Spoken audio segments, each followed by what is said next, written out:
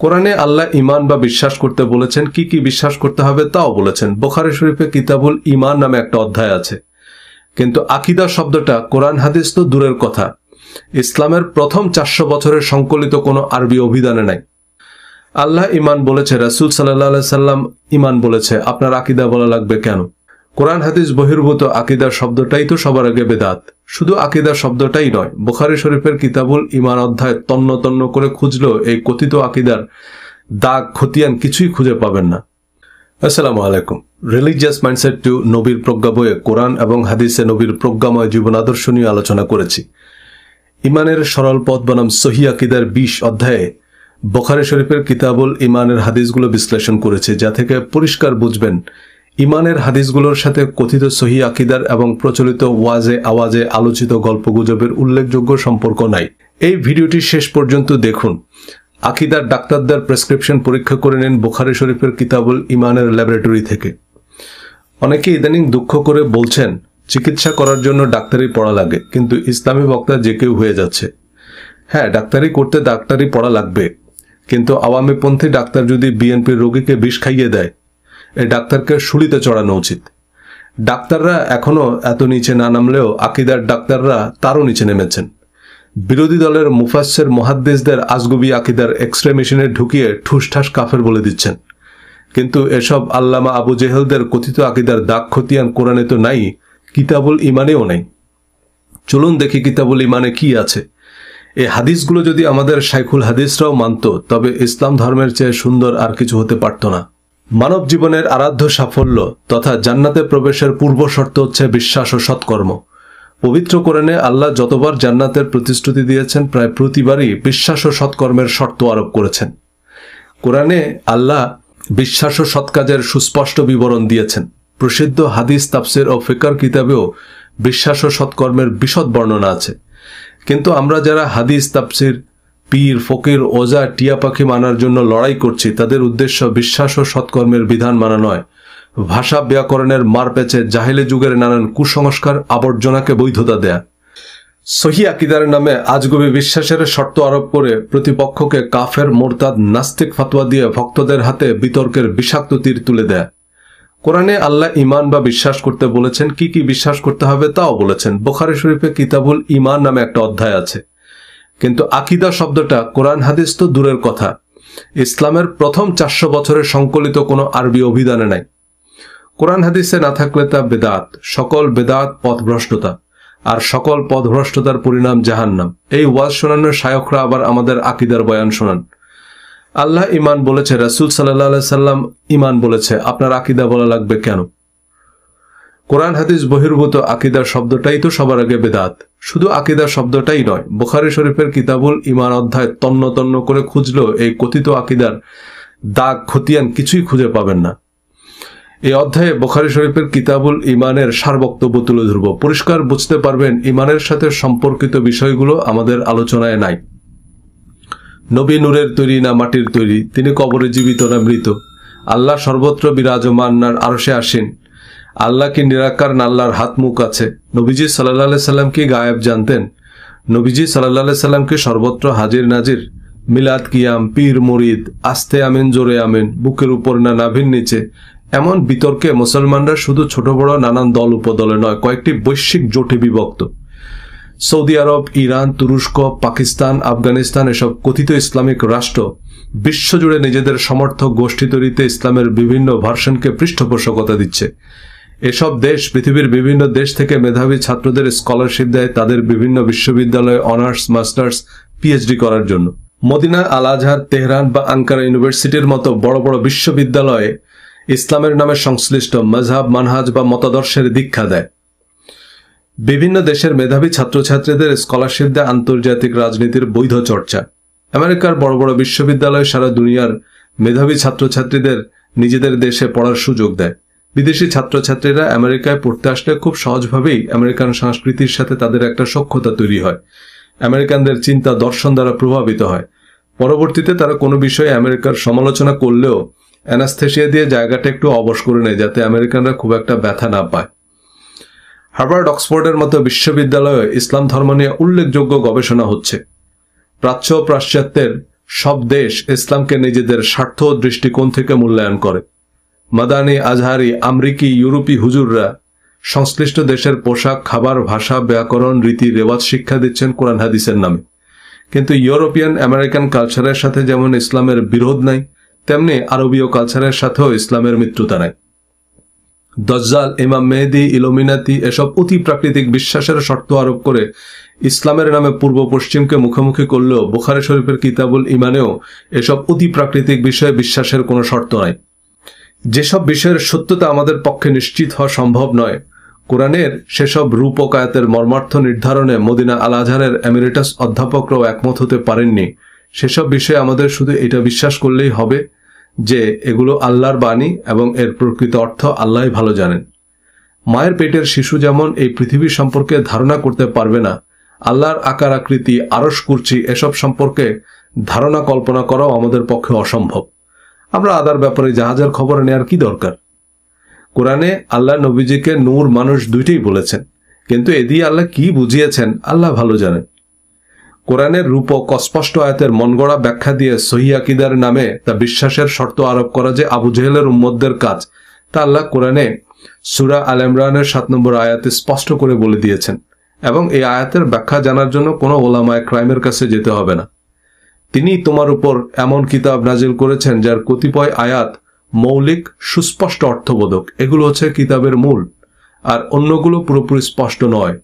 কিন্তু যাদের অন্তরে বক্রতা আছে তারা ফিতনার উদ্দেশ্যে এবং ভুল ব্যাখ্যার উদ্দেশ্যে সে আয়াতগুলোর পেছনে লেগে থাকে যেগুলো পুরোপুরি স্পষ্ট নয়। মূলত এর প্রকৃত অর্থ আল্লাহ ছাড়া কেউই জানে না। যারা জ্ঞানের সুগভীর তারা বলে যে আমরা তার উপর ঈমান এনেছি, এ সবকিছুই আমাদের প্রতিপালকের নিকট থেকে এসেছে, সুতরাং জ্ঞানীরা ছাড়া কেউই উপদেশ গ্রহণ করে না। যেসব আয়াতের প্রকৃত অর্থ আল্লাহ ছাড়া কেউই জানে না তার বিশদ ব্যাখ্যা দিয়ে আমাদেরকে দলে দলে ভাগ করছেন আমাদের শায়খরা। সেসব ব্যাখ্যাকে সহিহ আকীদা নাম দিয়ে জালালউদ্দিন রুমি, ইমাম গাজ্জালিকেও কাফের ফতোয়া দিচ্ছেন কথিত সহিহ আকীদার দোকানদাররা। কিন্তু এসব আজগুবি আকীদার সাথে যে হাদিসেরও সম্পর্ক নাই, চলুন দেখে নেওয়া যাক। আর কথা না বাড়িয়ে আমরা কিতাবুল ইমানের হাদিসগুলোর হাইলাইটস দেখে নিই। একই বক্তব্যের পুনরাবৃত্তির হাদিস এবং সাধারণ ফজিলত ফাজাইলের হাদিস যা কোরআনের বক্তব্যেই স্পষ্ট, এবং ইতিমধ্যেই আলোচনা করেছি, এমন হাদিসগুলো আলোচনায় আনব না, তবে আপনারা চাইলে কিতাবুল ইমান পড়ে মিলিয়ে নিতে পারেন। সহিহ বুখারী হাদিস 8, হায়া, বিনয়, ভদ্রতা, শিষ্টাচার, শালীনতা, আত্মসম্মান বোধ ইমানের একটি শাখা। অর্থাৎ যার মধ্যে বিনয়, ভদ্রতা, শিষ্টাচার, শালীনতা নাই, সে আর যাই হোক পূর্ণ মুসলমান নয়। অহংকার, ঔদ্ধত্য, মানুষের সাথে রূঢ় আচরণ, কারো সম্পর্কে নেতিবাচক ধারণা রাখা, বিরূপ মন্তব্য করা, মিথ্যা অপবাদ দেয়া, মানুষের নিন্দা, সম্মানহানি করার নামে ইসলামে অশ্লীলতা, অশালীনতা, এগুলো শুধু হারাম বা পাপ নয়, এমন অপরাধের জন্য হুতামাহ নামক চিরস্থায়ী অগ্নিকুণ্ডে নিক্ষেপ করা হবে। কোরআনে আল্লাহ বলেছেন সালাত মানুষকে অশ্লীল ও মন্দ কাজ থেকে ফিরিয়ে রাখে। এই অশ্লীল ও মন্দ কাজ হচ্ছে বডি শেমিং, কারো শারীরিক বিষয় নিয়ে লজ্জা দেয়া, কথায় আচরণে মানুষকে কষ্ট দেয়া, বিদ্রুপ করা, উপহাস করা, গীবত, ছগলখুরি ইত্যাদি।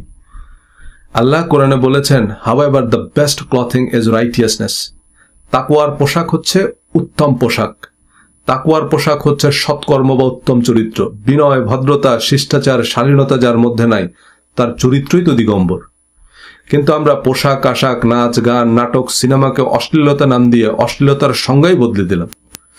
দুশ্চরিত্র বলতে আমরা শুধু বিবাহ বহির্ভূত যৌনতাকেই বুঝি।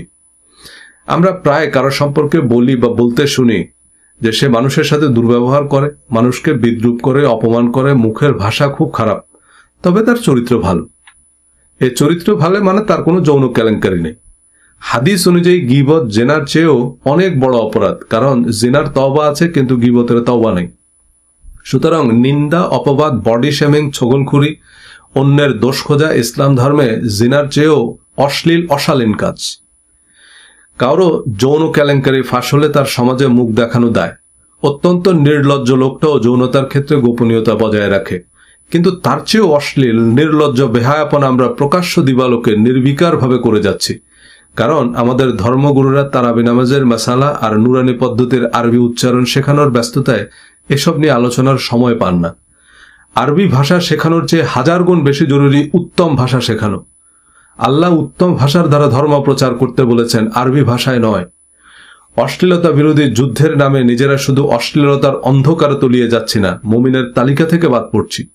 একজন গায়িকা নায়িকাকে গালি দিয়ে আমরা শুধু গুনাহগার হচ্ছি না, জাহান্নাম কনফার্ম করছি। এ বিষয়ে সামনে পেছনে লোকের নিন্দা অধ্যায়ে বা এই একটি ভিডিওতে বিস্তারিত আলোচনা করেছি। এবারে চলুন কিতাবুল ইমানের পরের হাদিস নিয়ে আলোচনা করা যাক। হাদিস নাম্বার 9।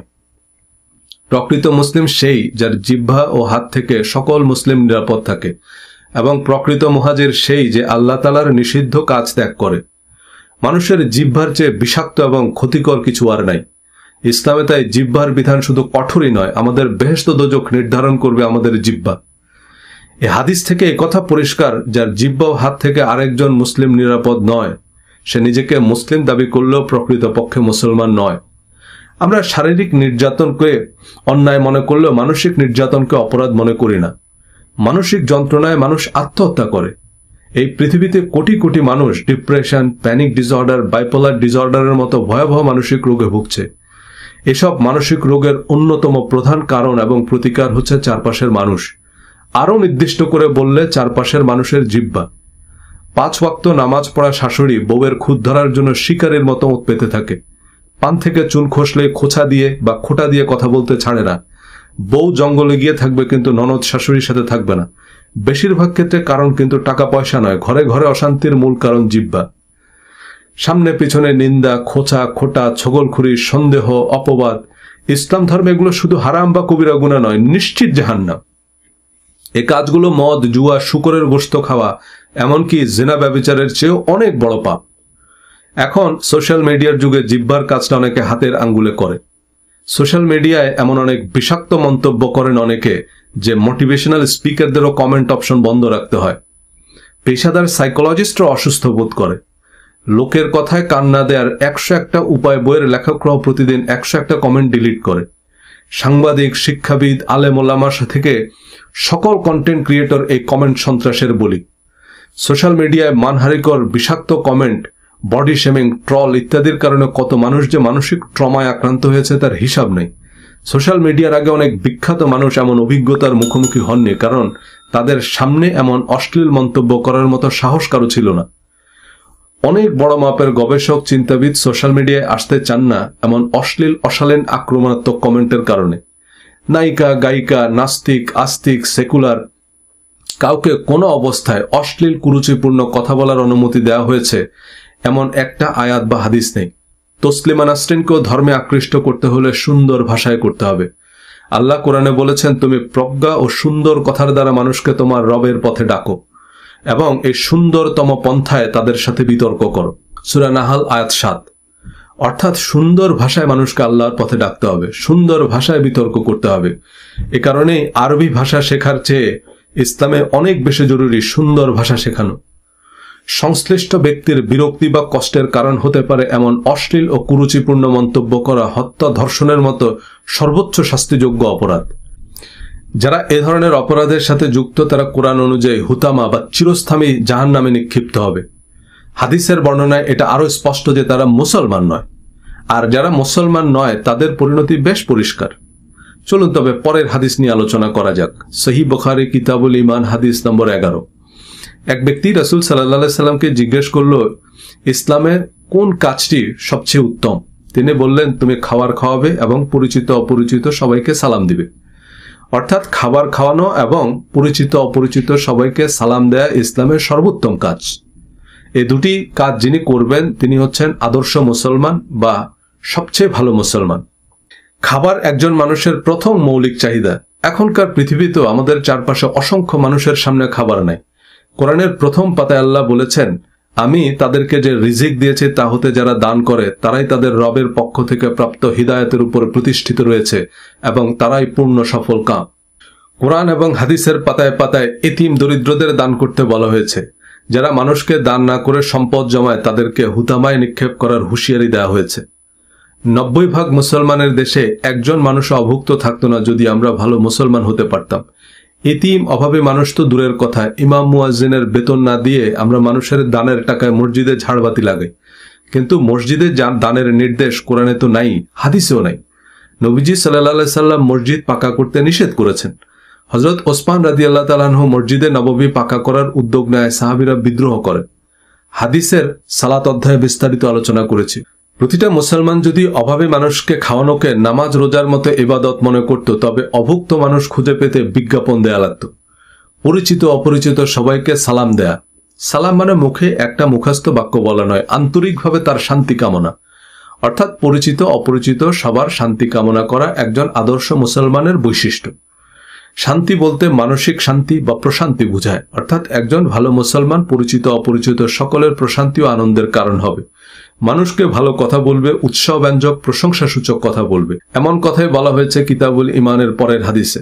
কিতাবুল ইমান হাদিস 12। তোমাদের কেউ প্রকৃত মুমিন হবে না যতক্ষণ না সে তার ভাইয়ের জন্য তাই পছন্দ করে যা সে নিজের জন্য পছন্দ করে।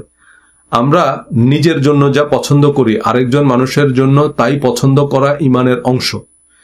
নিজে যে ধরনের আচরণ আশা করব আরেকজন মানুষের সাথে একই রকম আচরণ না করলে সে জাল টাকার মতোই ফেক মুমিন। ইমান বা বিশ্বাস হচ্ছে অন্তরের বিষয়, যার খোঁজ কেবল আল্লাহই জানেন। লোক দেখানো প্রিয়কর্ম নয়, ইমান হচ্ছে আমাদের অন্তরের ইচ্ছা। কেউ যদি মনে মনে পরকালের প্রতি সন্দেহ পোষণ করে আর মুখে আল্লাহু আকবার স্লোগান দিলেও সে ইমানদার নয়। একইভাবে কিতাবুল ইমানের এই হাদিস অনুযায়ী মনে মনেও যদি আমরা আরেকজন মানুষের ভালো আশা করতে না পারি, তবে আমরা প্রকৃত মুমিনের তালিকা থেকে বাদ পড়ব। 90% মুসলমানের দেশে শতকরা কতজন মানুষ অন্তর থেকে পরিবার পরিজন পরিচিত অপরিচিত সকলের জন্য একই রকম সফলতা কামনা করে, যেমনটা নিজের জন্য বা নিজের সন্তানের জন্য আশা করে। পীর ও আলেমিয়ার গল্পের মতো নিজের এক চোখ কানা আরেক পা খোড়া করতে রাজি আছি যদি তাতে আরেকজনের 2 চোখ বা 2 পা খোড়া হয়। হিংসা, পরশ্রী কাতরতা, লোভ, পরনিন্দা আর অহংকারের আবর্জনাকে ধর্মের পরিচিত পোশাকের নিচে আড়াল করতে গিয়ে আমরা ধর্মকে ডাস্টবিন বানিয়েছি। আমাদের নিকৃষ্ট চরিত্রের উপর নবীর সুন্নার লেবেল লাগিয়ে নবীর আদর্শের অবমাননা করছি প্রতিদিন। এর অন্যতম প্রধান কারণ কোরআন হাদিস বহির্ভূত কথিত সহিহ আকীদার জটিল জটে আমাদের বাদুরের মতো উল্টো করে ঝুলিয়ে রেখেছে স্বঘোষিত আল্লামারা। তাই সোজা কথা আমাদের কাছে উল্টা মনে হয়।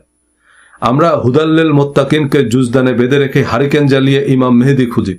আল্লাহর নির্ভুল জিপিএসে আমরা গোমরা হয়ে যাব, ইমাম মেহেদি এসে নাকি আমাদের পথ দেখাবেন। কিতাবুল ইমান হাদিস 13। 3টি গুণ যার মধ্যে থাকে সে ইমানের স্বাদ পায়। 1. আল্লাহ তার রাসূল তার কাছে অন্য সবকিছুর চেয়ে প্রিয় হওয়া। 2. কাউকে খালিস আল্লাহর জন্য মহাব্বত করা। কুফরিতে ফিরে যাওয়াকে আগুনে নিক্ষিপ্ত হওয়ার মতো অপছন্দ করা। একজন মুসলমানের কাছে অবশ্যই আল্লাহ ও তার রাসূল সবকিছুর চেয়ে প্রিয় হতে হবে। কাউকে আল্লাহর জন্য ভালোবাসার হাদিস আছে, কিন্তু কাউকে আল্লাহর জন্য ঘৃণা করার হাদিস কিতাবুল ইমানে নাই। কাউকে আল্লাহর জন্য ভালোবাসা অর্থাৎ কোনো ব্যক্তিগত লাভ লোভের জন্য নয়।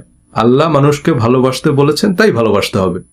কারো সাথে মত পার্থক্য, স্বার্থ সংশ্লিষ্ট কারণে ঘৃণা, হিংসা বা শত্রুতার যৌক্তিক কারণ থাকা সত্ত্বেও শুধু আল্লাহর সন্তুষ্টির জন্য প্রতিপক্ষকে ভালোবাসতে হবে, তার মঙ্গল কামনা করতে হবে।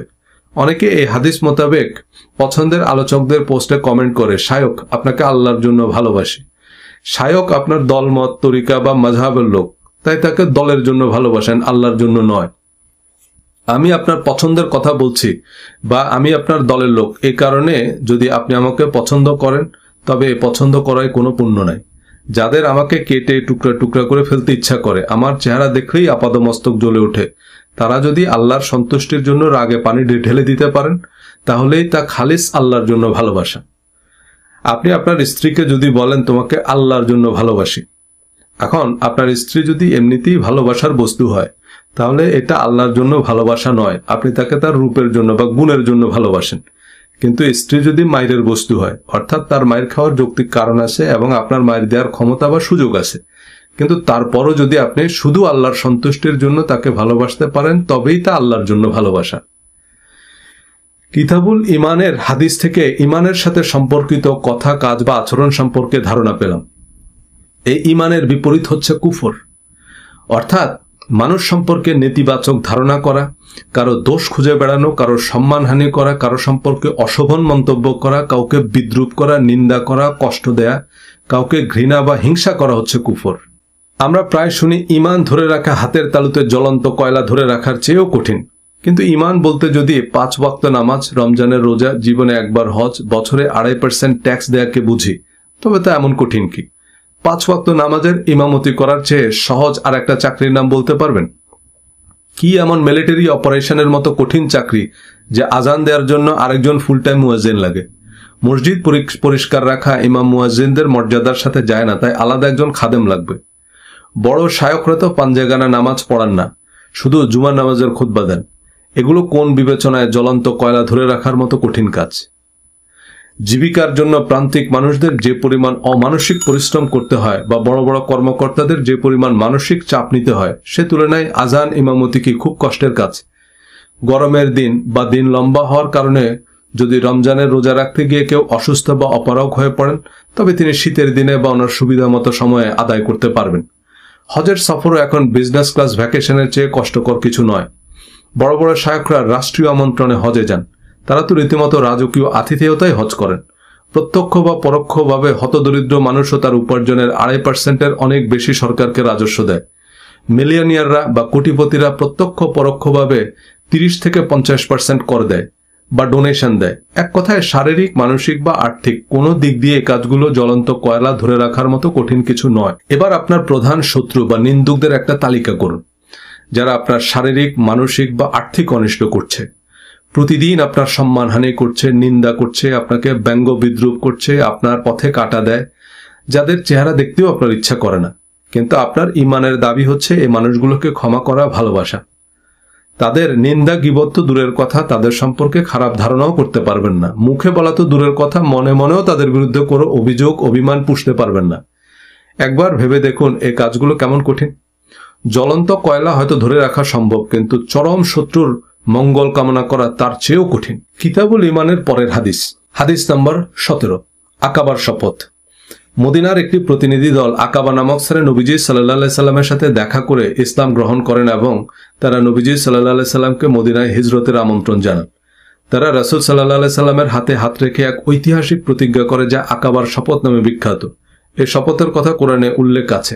এই ঐতিহাসিক শপথে নবীজি সাল্লাল্লাহু আলাইহি সাল্লাম কি বলেছেন? তোমরা আমার কাছে এই মর্মে বায়াত গ্রহণ করো যে তোমরা আল্লাহর সঙ্গে কিছু শরীক করবে না, চুরি করবে না, জিনা করবে না, তোমাদের সন্তানদের হত্যা করবে না, কাউকে মিথ্যা অপবাদ দিবে না এবং ভালো কাজে বিরত হবে না। তোমাদের মধ্যে যেটা পূরণ করবে তার বিনিময় আল্লাহর কাছে। আর কেউ এর কোনো একটিতে লিপ্ত হয়ে পড়লে এবং দুনিয়াতে তার শাস্তি পেয়ে গেলে তবে তা তার জন্য কাফারা। আর কেউ এর কোনো একটিতে লিপ্ত হয়ে পড়লে এবং আল্লাহ তা অপ্রকাশিত রাখলে তবে তা আল্লাহর ইচ্ছাধীন। তিনি যদি চান তাকে মাফ করে দেবেন, আর যদি চান তাকে শাস্তি দেবেন। আল্লাহর সাথে শরীক করা মানে আল্লাহর বিধানের পাশাপাশি ফুকাহায়ে কেরামের বিধান মানা। চুরি করবে না, চুরির ব্যাপারে ইসলামে 0 টলারেন্স। ইসলামে চুরির শাস্তি এত কঠোর যে নাস্তিকরাও সমালোচনা করে যে এটা অমানবিক শাস্তি। জিনা করবে না, জিনা বলতে আমরা যৌন কর্মকে গুরুতর পাপ মনে করি, যে কারণে মহিলাদের আপাদমস্তক ঢেকে রাখার বাধ্যবাধকতার নানান বিধি প্রণয়ন করি। কারণ মহিলারা হচ্ছে যৌন সামগ্রী, তাই মহিলাদের দেখলেই পুরুষের চোখের জিনা, কানের জিনা, নাকের জিনা হবে। যদিও একই কথা পুরুষের বেলায়ও প্রযোজ্য। যৌন কর্ম, এমনকি বহুগামিতা অর্থাৎ একাধিক স্ত্রী ইসলামে বৈধ। বিয়ে আর বিবাহ বহির্ভূত যৌনাচারের মধ্যে পার্থক্য হচ্ছে দায়িত্ব নেয়া। বিয়ের মতোই জিনার ক্ষেত্রে ইজাব কবুল থাকে, অর্থাৎ দুইজনের সম্মতি থাকে। বিয়ের ক্ষেত্রে অতিরিক্ত যেটা থাকে তা হচ্ছে সাক্ষী। বিয়ে মানে একজন পুরুষ তার স্ত্রী সন্তানের দায় দায়িত্ব নিতে প্রতিশ্রুতিবদ্ধ। সাক্ষী থাকায় পরবর্তীতে সে দায় অস্বীকারের সুযোগ থাকে না। কিন্তু জিনার ক্ষেত্রে অর্থাৎ সম্পর্কের কোনো সাক্ষী না থাকলে বা পুরুষ দায়িত্ব নিতে অস্বীকার করলে মেয়েরা মানসিক ও সামাজিকভাবে মারাত্মক ক্ষতির মুখে পড়বে। অবৈধ যৌনাচারের ক্ষেত্রে ইসলামের বিধান এত কঠোর হওয়ার কারণ মেয়েদের মানসিক, আর্থিক এবং সামাজিক সুরক্ষা নিশ্চিত করা। পশ্চিমে অমুসলিম বা সেকুলার সমাজেও যৌন সম্পর্কের ক্ষেত্রে মেয়েদের কঠোর আইনি সুরক্ষা আছে। এসব আইনের মূল উদ্দেশ্য পুরুষের দায়বদ্ধতা নিশ্চিত করা। তোমাদের সন্তানদের হত্যা করবে না। জাহেলি যুগে কন্যা সন্তানকে হত্যা করা হতো কারণ মেয়েদের পাপের কারণ মনে করা হতো। মেয়েদের পাপের কারণে তার পিতা, ভাই, স্বামী, বড় ছেলে দোজখে যাবে। এ কারণে জাহেলি যুগের ওলামায়ে ক্রাইম কন্যা সন্তানকে হত্যা করে দোজখের আগুনে পানি ঢেলে দেওয়ার ফতোয়া দিতেন। হিন্দু সমাজেও সতী দেওয়া প্রথা চালু হয়েছিল এই একই যুক্তিতে। বিধবার পাপের কারণে তার স্বামী নরকে যাবে, তা তো হতে দেয়া যায় না। আমাদের নবীজি সাল্লাল্লাহু আলাইহি সাল্লাম কন্যা সন্তান হত্যার এই বর্বরতার বিরুদ্ধে আপোষহীন লড়াই করেছেন। কিন্তু এখন নবীজির নামে জাল কিচ্ছা বানিয়ে মহিলাদের জীবিত কবর দেওয়ার ফতোয়া দিচ্ছে আহলে আবু জেহেলরা। কাউকে মিথ্যা অপবাদ দিবে না। কাউকে মিথ্যা অপবাদ দেয়া বা তার সম্মানহানি করা জিনার চেয়েও গুরুতর অপরাধ। সূরা নূরে জিনার শাস্তি নিয়ে একটি আয়াত আছে, কিন্তু কাউকে অপবাদ দেওয়ার শাস্তি নিয়ে 10 গুণ আলোচনা আছে। কেউ নিজ চোখে কাউকে জিনা করতে দেখলেও সে তা কারো কাছে বলতে পারবে না। 4 জন সাক্ষী আনতে ব্যর্থ হলে আল্লাহর বিধানে সে মিথ্যাবাদী এবং অপবাদ দেওয়ার শাস্তি হিসাবে তাকে জনসম্মুখে আশীর্বাদ দিতে হবে। এই হাদিসেই বলা হয়েছে, আল্লাহ কারো পাপ অপ্রকাশিত রাখলে তা আল্লাহর ইচ্ছাধীন।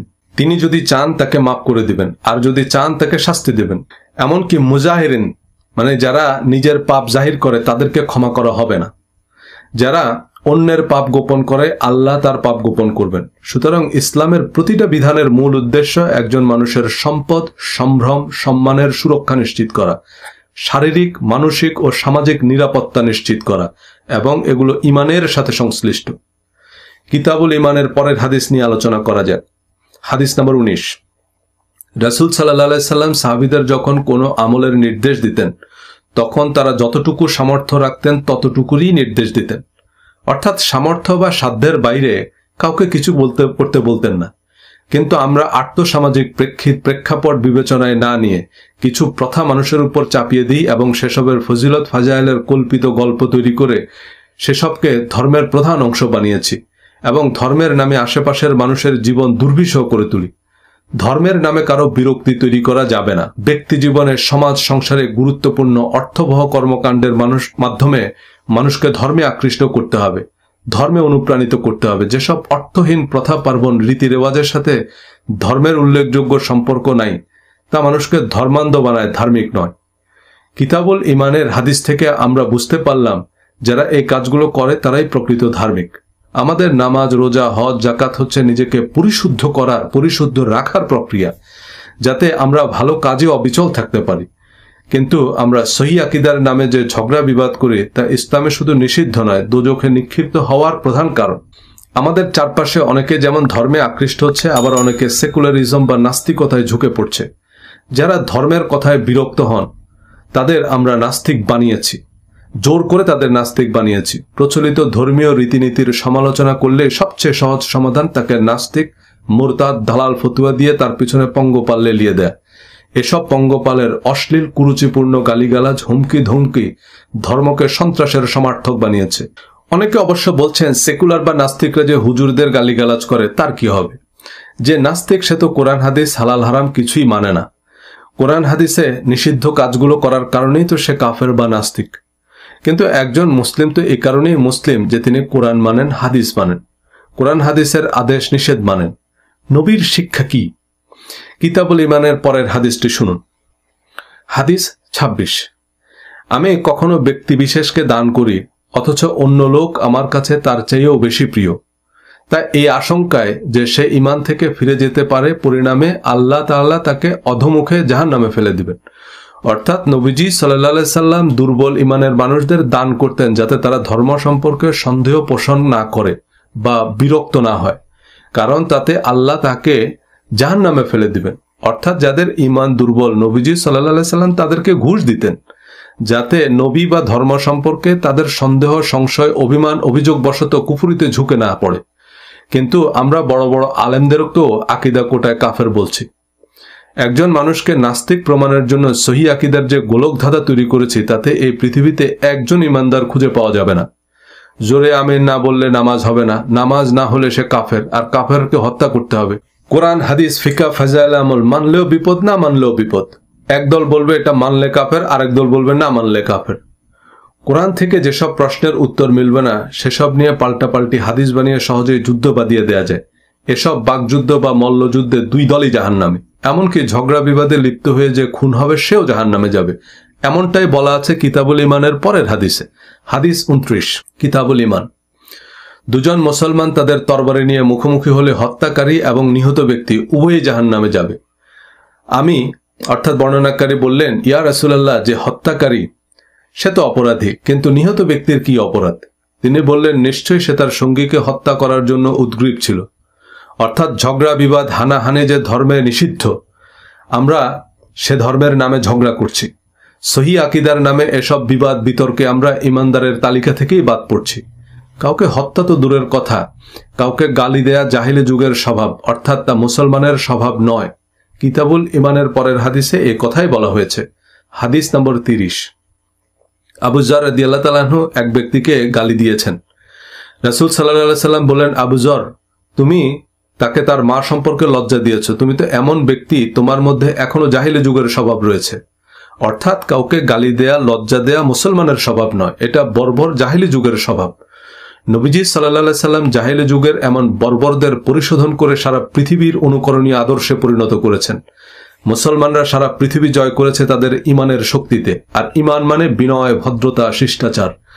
চরম শত্রুকে স্বর্ণযুগের মুসলমানরা বশ করেছে উত্তম আচরণ দিয়ে, ইনসাফ, ধৈর্য আর ভালোবাসা দিয়ে বিজিতের হৃদয় জয় করেছে। কিন্তু আমাদের স্বভাব চরিত্র সব জাহিলি যুগের। আমরা নিজেদের যত ধার্মিক দাবি করি, আমাদের স্বভাব বলে অন্য কথা। কিতাবুল ইমানের পরের হাদিস থেকে পরিষ্কার ধারণা পাওয়া যায় ইমানদার আর মুনাফিকের মধ্যে পার্থক্য নির্ধারণ করে 4টি বৈশিষ্ট্য। কিতাবুল ইমান হাদিস নম্বর 33। 4টি বৈশিষ্ট্য যার মধ্যে থাকে সে খাঁটি মুনাফিক। যার মধ্যে এর একটি স্বভাব থাকবে, তা পরিত্যাগ না করা পর্যন্ত তার মধ্যে মুনাফিকের একটি স্বভাব থেকে যাবে। 1. আমানত রাখা হলে খেয়ানত করে। 2. কথা বললে মিথ্যা বলে। 3. চুক্তি করলে ভঙ্গ করে। এবং 4. বিবাদে লিপ্ত হলে অশ্লীল গালি দেয়। অর্থাৎ যে তার উপর অর্পিত আমানত বা দায়িত্ব পালন করে না, মিথ্যা বলে, চুক্তি বা প্রতিশ্রুতি ভঙ্গ করে, বিবাদে লিপ্ত হলে গালি দেয়, সে 100% মুনাফিক। অর্থাৎ এই 4টি বৈশিষ্ট্য থাকলে সে কোনো অবস্থাতেই মুসলমান নয়। কোরআনে আল্লাহ বলেছেন যে নিশ্চয়ই মুনাফিকরা দোজখের সর্বনিম্ন স্তরে অবস্থান করবে। অর্থাৎ দোজখ উদ্বোধন করা হবে মুনাফিকদের দিয়ে। আর হাদিস থেকে মুনাফিকদের বৈশিষ্ট্য আমরা জানলাম। যদি এই কথাগুলো কোরআনেরই কথা, কিন্তু বুখারী শরীফ থেকে জানলে হাদিসও মানা হইল। সুতরাং যারা তাদের উপর অর্পিত দায়িত্ব যথাযথভাবে পালন করে, সর্বাবস্থায় সত্য কথা বলে, যে কোনো মূল্যে প্রতিশ্রুতি রক্ষা করে এবং সুন্দর ভাষায় বিতর্ক করে, তারাই প্রকৃত মুসলিম বা ধার্মিক। কিন্তু আমরা এগুলোকে বাদ দিয়ে দাড়ি, মোচ, পেশাব পায়খানার মধ্যে নবীর সুন্নাহ খুঁজি, যেগুলোর সাথে ধর্মের কোনো সম্পর্ক নাই। কোরআন হাদিসের কোথাও এসবের বিশেষ কোনো গুরুত্ব নাই। কাউমি আলিয়া মাদ্রাসাগুলো যদি এই নিশ্চয়তা দিতে পারত যে তাদের ছাত্ররা কোনো অবস্থায় আমানতের খেয়ানত করবে না, মিথ্যা বলবে না, ওয়াদা ভঙ্গ করবে না, কাউকে খারাপ কথা বলবে না, তবে তাদেরকে ব্যাংক বিনা জামানতে কর্জে হাসানা দিত। ক্রেতারা নির্দ্বিধায় তাদের কাছ থেকে পণ্য বা সেবা কিনত। বড় বড় প্রতিষ্ঠান তাদের গুরুত্বপূর্ণ দায়িত্ব দিত। জনগণ তাদের জনপ্রতিনিধি নির্বাচন করত। তারা সকলের অনুকরণীয় আদর্শ হতো, কারণ প্রতিটা ক্ষেত্রে এমন মানুষদের খুব অভাব। কিন্তু ধর্মের নামে এমন গুরুত্বহীন বিষয়গুলো নিয়ে রণপ্রস্তুতি নেয় নবীর আসল সুন্নাহ চলে গেছে ধর্মের বাইরে। কিতাবুল ইমানের করণীয় বর্জনীয় কাজগুলোকে নবীর সুন্নাহ হিসেবে প্রতিষ্ঠা করতে পারলে নাস্তিকরাও ধর্মের সমালোচনা করতে পারবে না। যুগে যুগে যে জাতি এ বৈশিষ্ট্যগুলো ধারণ করেছে তারাই পৃথিবীতে অনুকরণীয় আদর্শ হয়ে উঠেছে। সারা পৃথিবী তাদের আনুগত্য করে। কিন্তু আমরা অপ্রয়োজনীয় বিষয়কে ধর্মের মধ্যে টেনে এনে ধর্মকে জগদ্দল পাথর বানিয়েছি। যে ধর্ম মানুষের বিরক্তি ও কষ্টের কারণ হয় তা ধর্ম নয়। কিতাবুল ইমানের পরের হাদিসে একথাই বলা আছে। কিতাবুল ইমান হাদিস 38। নিশ্চয়ই দিন সহজ সরল, কাজেই তোমরা মধ্যম পন্থা অবলম্বন করো এবং আশান্বিত থাকো এবং সকাল সন্ধ্যায় ও রাতের কিছু অংশে আল্লাহর সাহায্য প্রার্থনা করো। অর্থাৎ ধর্মকে সহজ সরল, অর্থবহ, কল্যাণকর কর্মসূচি হিসেবে উপস্থাপন করাই ধর্মের প্রচার। কিন্তু মদিনা আল আজহারের স্কলাররা তারাবি নামাজ 8 রাকাত না 20 রাকাত, ঈদের নামাজ 6 তাকবীর না 12 তাকবীর, আল্লাহ তাআলার আকার আকৃতির বিতর্কে ধর্মকে এমন জটিল বানিয়েছেন যে এসব জিলাপির প্যাচ থেকে আগামী কয়েক প্রজন্মও বের হতে পারবে না। বড় বড় স্কলাররা এসব বিতর্কিত বিষয়ের পক্ষে বিপক্ষের দলিল খুঁজতে খুজাইমা শরীফ পর্যন্ত যাবে, কিন্তু বুখারী শরীফের কিতাবুল ইমানের হাদিসগুলো উল্টিয়েও দেখার সময় নাই তাদের। এই হাদিসগুলো তারা জানেও না, মানেও না, কারণ এগুলো ঝগড়ায় লাগে না। কিতাবুল ইমান হাদিস 40। তোমাদের মধ্যে কেউ যখন উত্তম রূপে ইসলামের উপর কায়েম থাকে, তখন সে যে নেক আমল করে তার প্রত্যেকটির বিনিময়ে 700 গুণ পর্যন্ত সওয়াব লেখা হয়। আর সে যে মন্দ কাজ করে তার প্রত্যেকটির বিনিময়ে তার জন্য ঠিক ততটুকুই মন্দ লেখা হয়। কিতাবুল ইমান হাদিস 41। তোমরা যতটুকু সামর্থ্য রাখো ততটুকুই তোমাদের করা উচিত। আল্লাহর কসম, আল্লাহ তাআলা ততক্ষণ পর্যন্ত সওয়াব দিতে বিরত হন না যতক্ষণ না তোমরা নিজেরা ক্লান্ত হয়ে পড়ো। আল্লাহর কাছে সবচেয়ে পছন্দনীয় আমল তাই যা আমলকারী নিয়মিত করে। বুখারী শরীফের কিতাবুল ইমান জুড়ে আমরা ধর্মের সরল সৌন্দর্যই দেখছি। আমরা আল্লাহর দয়া অনুগ্রহের কথাই শুনছি, কোরআনের পুনরাবৃত্তিই দেখছি। কোরআনে ঘুণাক্ষরও নাই বা যেসবের সাথে ঈমান আমল পাপ পুণ্যের সম্পর্ক নাই সেসবই আমাদের ওয়াজ আলোচনার প্রধান এজেন্ডা। কোরআন পরিপূর্ণ এটা বিশ্বাস করা যে ঈমানের অংশ, তা বুখারী শরীফের কিতাবুল ঈমান থেকেও পরিষ্কার। কিতাবুল ঈমান হাদিস 43। এক ইয়াহুদি হযরত ওমর রাদিয়াল্লাহু তাআলা আনহুকে বলল, আপনাদের কিতাবে যে একটি আয়াত আছে, আজ তোমাদের জন্য তোমাদের দিন পূর্ণাঙ্গ করে দিলাম এবং তোমাদের প্রতি আমার নিয়ামত সম্পূর্ণ করে দিলাম এবং ইসলামকে তোমাদের ধর্ম হিসাবে মনোনীত করলাম, এমন একটি আয়াত যদি আমাদের ইহুদি জাতির উপর নাজিল হতো তবে অবশ্যই আমরা সেদিনকে ঈদ হিসাবে পালন করতাম। ওমর রাদিয়াল্লাহু তাআলা আনহু বললেন, এটি যে দিন এবং যে স্থানে রাসূল সাল্লাল্লাহু আলাইহি ওয়াসাল্লামের উপর নাজিল হয়েছিল তা আমরা জানি। আমি সেদিন আরাফায় দাঁড়িয়েছিলাম এবং তা ছিল জুমার দিন। ইহুদিদের কিতাবও আল্লাহর কিতাব, কিন্তু সেটাকে সম্পূর্ণ বা পরিপূর্ণ বলা হয়নি। এ কারণে ইহুদিরা তাওরাত বা মূল ধর্মগ্রন্থ বাদ দিয়ে শত শত হাদিস তাফসির অনুসরণ করে। বেশিরভাগ তাফসির ইহুদিদের সেসব আজব দুনিয়া গজব কাহিনী থেকে নকল করা। এমনকি অসংখ্য কোরআন বিরুদ্ধ হাদিস ধর্মান্তরিত ইহুদিদের মাধ্যমে এবং ইহুদিদের বিভিন্ন ধর্মীয় উপাখ্যান থেকে ইসলামে এসেছে। বুখারী শরীফকে খোদ ইমাম বুখারীও সম্পূর্ণ বা পূর্ণাঙ্গ হাদিস গ্রন্থ বলেননি। কোরআনের বিপরীতে কোনো হাদিসকে ধর্মের বিধান হিসাবে বিশ্বাস করতে হবে এমন কথা বুখারী মুসলিমের মতো কোনো সহিহ হাদিসের কিতাবে নাই। কিতাবুল ঈমান হাদিস 45। যে ব্যক্তি ঈমানের সাথেও সওয়াবের আশায় কোনো মুসলমানের জানাজায় গমন করে এবং তার সালাত বা নামাজে জানাজা আদায় করে এবং দাফন সম্পন্ন হওয়া পর্যন্ত সাথে থাকে, সে 2 কিরাত উহুদ পাহাড় পরিমাণ সওয়াব নিয়ে ফিরবে। কারো জানাজায় বা দাফনে উপস্থিত হওয়া, তার জন্য দোয়া করা, শোক প্রকাশ করা, এটা যে মানবিক কাজ, এটা একজন নাস্তিকও মানেন। একজন নাস্তিকও তার বন্ধু বা আত্মীয়দের শেষ যাত্রায় উপস্থিত হন। কিন্তু ইসলামে এটা শুধু সামাজিক দায়িত্ব নয়, এমন কঠিন সময়ে মানুষের পাশে থাকায় ইমানদারি এবং দিনদারি। কারো মৃত্যু সংবাদে হাহা রিয়াক্ট দেয়া, অশালীন কমেন্ট করা নির্লজ্জ অসভ্যতা। কিতাবুল ঈমান হাদিস 46। মুসলিমকে গালি দেয়া ফাসিকি, তার সাথে লড়াই করা কুফরি। গালি দেয়া বা লড়াই করা বলতে বোঝায় যখন গালি দেয়া বা লড়াই করার মতো পরিস্থিতি তৈরি হয়। কিন্তু এসব গালিগালাজ তো কম। মিলাদ কিয়ামের বেদরকারি মাসালা নিয়ে আমাদের আলেম ওলামারা একদল আরেক দলকে কাফের মুশরিক পর্যন্ত বলছে। এসব অস্পষ্ট বিষয়াদি নিয়ে ঝগড়া তো দূরের কথা, আলোচনারও প্রয়োজন নেই। কিতাবুল ঈমানের পরের হাদিসেই অস্পষ্ট বিষয়ের সমাধান দেয়া হয়েছে। কিতাবুল ঈমান হাদিস 50। হালালও স্পষ্ট, হারামও স্পষ্ট। আর এই দুইয়ের মাঝে রয়েছে বহু সন্দেহজনক বিষয় যা অনেকেই জানে না। যে ব্যক্তি সেই সন্দেহজনক বিষয় থেকে বেঁচে থাকবে সে তার দিন ও মর্যাদা রক্ষা করতে পারবে। কোরআনে আল্লাহ হালাল হারাম, করণীয় বর্জনীয়, পাপ পুণ্য সম্পর্কে স্পষ্ট করে বলেছেন। এর বাইরে কিছু বিষয় স্পষ্ট বলা না থাকলে আপনি যা ভালো কাজ বলে মনে করেন তাই করবেন, যেটা অনুচিত মনে হবে তা থেকে বিরত থাকবেন। কিন্তু আমরা আমাদের দলের একজন হুজুরের কাছ থেকে মাসালা নিই, সেই মাসালা অন্য হুজুরের সাথে না মিললে শুরু হয়ে গেল তৃতীয় বিশ্বযুদ্ধের প্রস্তুতি। কাঁকড়া খাওয়ার বিধান নিয়ে সন্দেহ থাকলে কাঁকড়া খাবেন না। কাঁকড়া ছাড়া দেশে আর খাবার নাই। কিন্তু কাঁকড়া খাওয়া হারাম বলতে যাবেন না। আমি খাই না, ব্যাস। যেখানে আর কোনো বিকল্প নাই সেখানে আপনি শূকরের গোশতও খেতে পারবেন। আল্লাহ কোরআনে সাদাকাকে ফরজ করেছেন। কোরআনে উল্লেখিত সাদাকা বা দানের খাতগুলো নিয়ে কথা বলায় অনেকে মিছিল বের করলেন যে আমি হাদিস মানি না। কোরআনের ব্যাখ্যা তো হাদিস। চলুন দেখি সাদাকার ব্যাখ্যায় হাদিস কি বলে। কিতাবুল ঈমান হাদিস 53। মানুষ তার পরিবারের জন্য সওয়াবের নিয়তে যখন খরচ করে তখন তা হয় তার জন্য সাদাকা স্বরূপ। এই যে বলা হয় চ্যারিটি বিগিনস অ্যাট হোম, এটা কিন্তু হাদিস, যেন তেন হাদিস নয়। বুখারী শরীফের কিতাবুল ঈমানের কড়কড়া সহিহ হাদিস। অর্থাৎ পরিবারের জন্য যখন খরচ করবেন তখন সওয়াবের নিয়তে করবেন। আপনার পরিবারই আপনার উপর অর্পিত আমানত। পরিবার বাদ দিয়ে আপনাকে মসজিদ বানাতে বলেনি কেউ। জিনা আর বিয়ের মধ্যে পার্থক্য হচ্ছে পরিবার। স্ত্রী সন্তানের দায়িত্ব যথাযথভাবে পালন করা আসল সদকায়ে জারিয়া। মসজিদের জন্য নবীজি পয়সা তুলেছেন এমন একটি হাদিসও নাই। ওয়াজ ও দোয়ার মাহফিলের কনসেপ্ট তখন ছিল না। কিন্তু আল্লাহর সন্তুষ্টির জন্য স্ত্রীকে খাওয়ালেও তা ইসলাম ধর্মে পুণ্যের কাজ।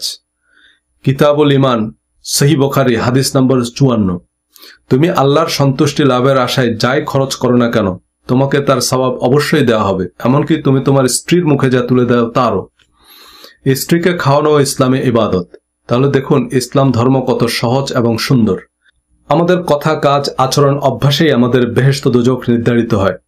যুগে যুগে সকল নবীরা ক্ষমা, ভালোবাসা আর অন্তর হতে বিদ্বেষ পরিহারের উপদেশ দিয়ে গেছেন। বুখারী শরীফের কিতাবুল ঈমান জুড়ে ক্ষমা, ভালোবাসা আর অন্তর হতে বিদ্বেষ বিষ পরিহারের কথাই বলা হয়েছে।